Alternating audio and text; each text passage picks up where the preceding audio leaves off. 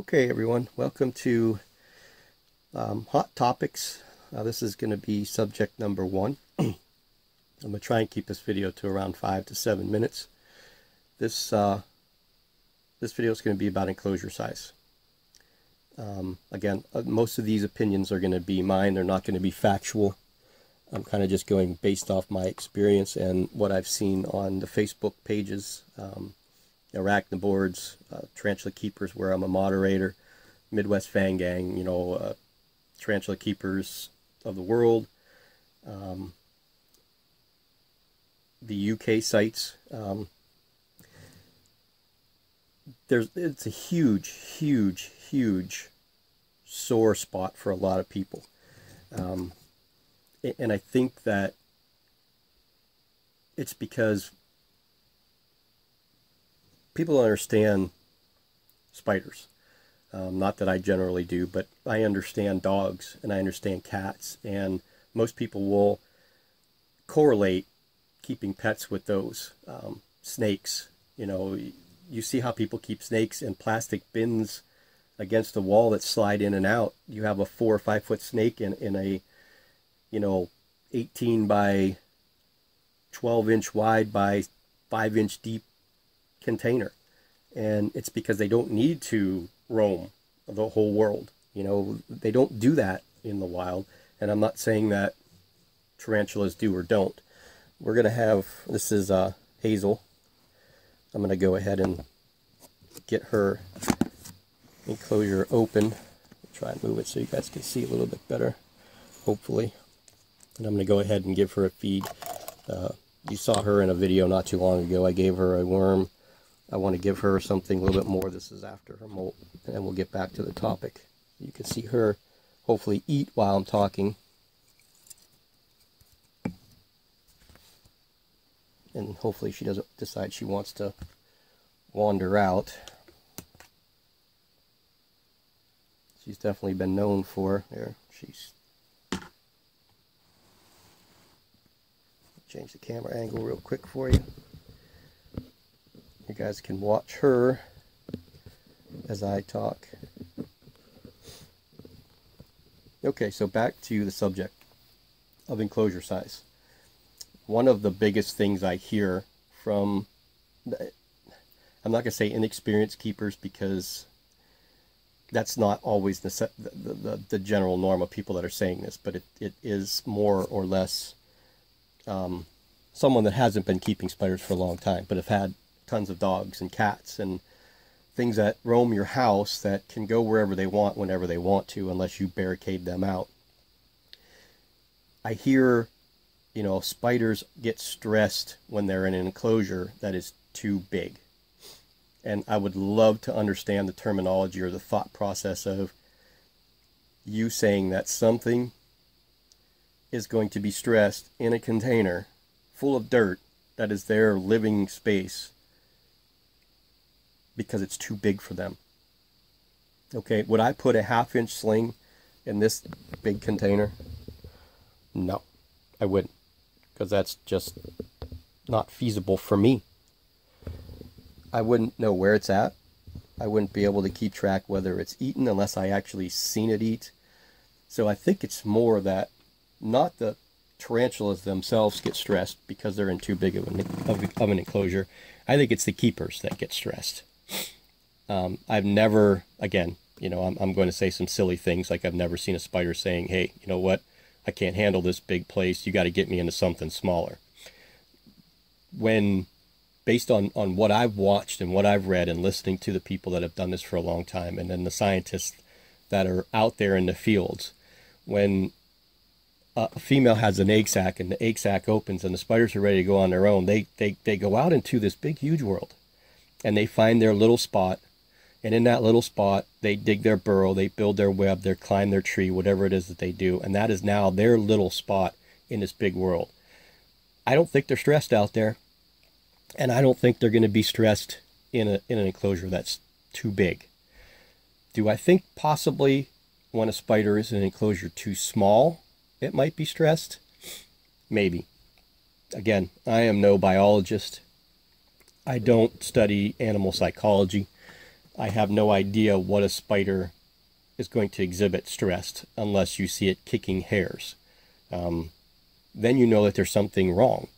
If your spider is kicking hairs all the time, you're doing something wrong. Whether it's substrate too wet, substrate too dry, prey items in there that they don't want to eat that you've left in there, that's to me exhibits signs of stress. I don't think that you can really sit down and say it's too stressed to be in something too big. Because even in an enclosure like this, and we'll kind of pan over just so I can have you understand what I'm trying to say. Even in an enclosure that's this huge, big size. Now, it's not a huge enclosure, but it's a probably bigger enclosure than what this little one needs. She could probably go in something a little bit wider, or a little less wide, like the shoebox type, the 7 liters from Sterilite. I probably could put her in that. She would be perfectly fine with a hide, some dirt, and a water dish. When I put her in here, I didn't have as many as I did. And honestly, I may move her out of this into something a little bit smaller. But, and I'm never going to make my 7-minute cutoff, by the way. We'll probably do 10 minutes. But I'd like to hear everyone's thoughts on what they feel as far as enclosure size.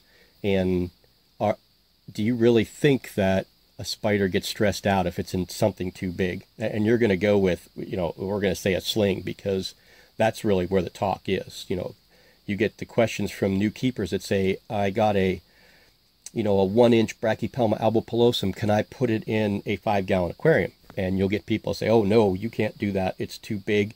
The spider's going to get stressed. Well, what that Brachypelma albopilosum is going to do is it's going to take that 5-gallon aquarium, and as long as you have enough dirt for it, it's going to dig a hole, and that's where it's going to live. I'm trying to think of one of my, we'll go with my Pan-A Blue. It's in a mini helmet container. Spiders are a little over 2 inches long. It's not going to get any bigger than 3.5 inches. It's going to stay in there. I have no reason to move it into something bigger, because all it does is digs a hole, and it just lives in that burrow. So it doesn't need to wander. It doesn't need to have a 5-foot long burrow. Is it going to hurt it if I did? Absolutely not. That spider is not going to go on a hunger strike and say, I can't eat now because there's no way I'm going to be able to find my food in here. Where the stressed out because they can't find their food theory of mine comes in is that people that over decorate their enclosures. Again, there's nothing wrong with over decorating. I think the appeasal to the eye is personal. You want them to look more natural. That's great. I have that in some of my enclosures too. But for small little slings, I just don't think it's the right way to go, because you get that, all the spiders can be stressed in a 5-gallon aquarium when it's only 1 inch long, because it's not going to be able to find its food when you have all these plastic brush plants, and you have all these leaves, and you have all these ivy plants, and you have 2 or 3 hides. Well, of course, the roach is going to go in there, it's going to hide somewhere, and the spider may not find it. I don't think that the spider's still stressed. It's just not finding its food. And when it's hungry, it's going to come out to the top of its burrow. And if you've paid attention to roaches, anybody that keeps them for their collection, during the day when there's lights, they're pretty still. When I shut my lights off at night, I turn my TV off, the first thing that I hear is all those little tiny feet running around the enclosure, the roaches. So that's when your spiders are more active, because the bugs that they eat are more active. That's just the way that it is. So again, too big of enclosure to me is not going to stress out your sling. So if any of you out there that are subscribers are questioning whether or not you can put your 1-inch sling in a 5-gallon aquarium, or 2.5 gallon aquarium, or a large critter keeper, the only thing that you have to worry about is your ventilation holes, whether they're too big for your spider to get out. And if you have any doubt whatsoever that you think that the spider might get out, it probably will. You'd be surprised on how thin that they can make themselves to get out some of those ventilation holes. The critter keepers have some bad spots in them. You can tape them up from the inside, or What I've done in the past is hot glued, screening for windows over those enclosures so that they would have to chew through that to get out. But again, this is topic one, enclosure size. Again, too small. I think possibly yes, they can get stressed out. An enclosure that's too small, where they can't move around or molt easily, that's what I consider too small. If the 50 dram vials, if I have an inch spider, inch and a half spider, even possibly a 2-inch spiderling in one of those enclosures, and they can still move and molt, I don't think that that's going to stress them out. It's when they can't turn around, when they can't flip over because their feet are touching both sides of the enclosure and front to back of the enclosure. Those are my views. Again, I could be way off base. I don't believe I am. Again, this is just based on experience and stuff that I've read on the boards, moderated on the boards, listened to people say, listen to some of the experts say. You'll have a lot of European breeders that keep their spiders in containers that they can hardly even move in. They'll take them out when they get close to molt, and they'll put them in something bigger and let them molt. Mature males, they keep in small containers so that they don't wander, because they don't want them to expel energy. So if they can't move, they're not out searching for females. They're not wandering around the enclosure. They're not climbing the sides. They're not climbing the top. They're not falling down, breaking their legs. None of that stuff happens in those small containers. I don't particularly like it. I understand their reasoning for it. What I say, and this is how I'm going to end this video, is that they're your spiders. And you should be willing to take advice from people. But in the end, it has to be your decision. And it has to be with the best and most amount of knowledge and experience from other people. And then you can make a rational decision on what you want to do. And she really hasn't done much for us at all this whole entire video other than sit there. I'm kind of surprised that the roach hasn't put up any kind of fight whatsoever.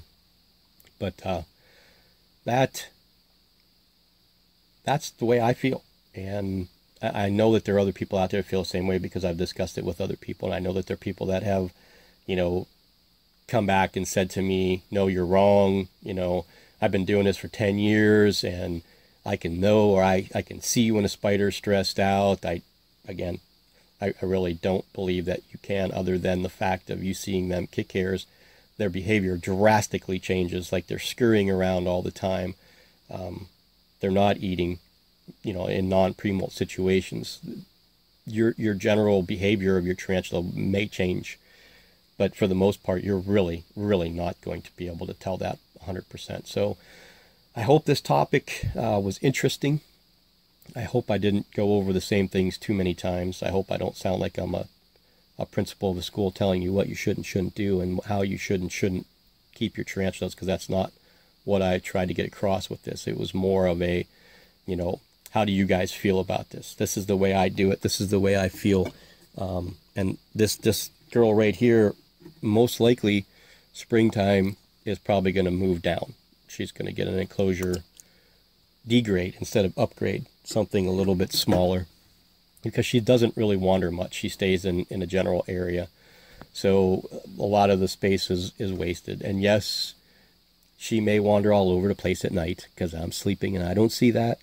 And they are more active at night, but the times I've been up and I browse through the collection just to see what's going on, this one's always in the same spot, always in this corner, just sitting here doing pretty much anything. So this enclosure here will probably be an upgrade for like the Balfouri, to give, that you're going to have a 5-inch baboon tarantula. I'd rather have that in here than a 4.5-inch Grammostola species north that I can put in something that's a little bit just as long but not as wide. So again, I hope everybody enjoys this. Please comment. Let me know what you think. Let me know if these topics interest you. I'm going to do other things down the line, like water dish or no water dish, spraying or no spraying. The hot button for me is humidity. Do we need it? Don't we need it? And again, a lot of this is going to be opinion. Some of it I'll try to back up with as many facts as I can, but I'm just going to, again, base what I've done over the course of the last couple of years. So, okay, again, this is Hazel, Grammostola species north. Nice second feeding after her molt. This should be a good meal for her should probably be good for 3-4 weeks now without having to eat again. So have a good day, everyone. I hope everyone had a good weekend and enjoyed the Super Bowl for those of you that watched. I hope you Atlanta fans aren't too disappointed. I thought for sure that they had that game in hand, but you never can count Brady out. So have a good day.